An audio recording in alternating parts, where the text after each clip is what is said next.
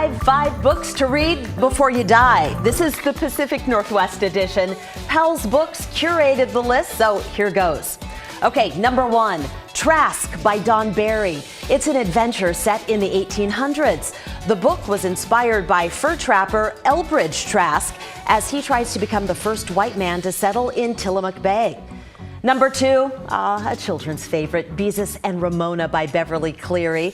The book is all about sisterhood, and it's just as relevant today as it was when it was first published in 1955. Number 3, The Jump Off Creek by Molly Gloss. Anyone interested in what life was actually like for the Oregon pioneers will love this.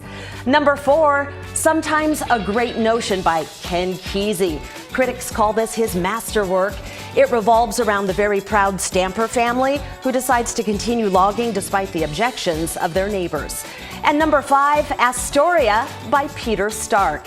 It's an epic tale about the establishment of what was supposed to be the base of John Jacob Astor's fur trading empire in the Pacific Northwest.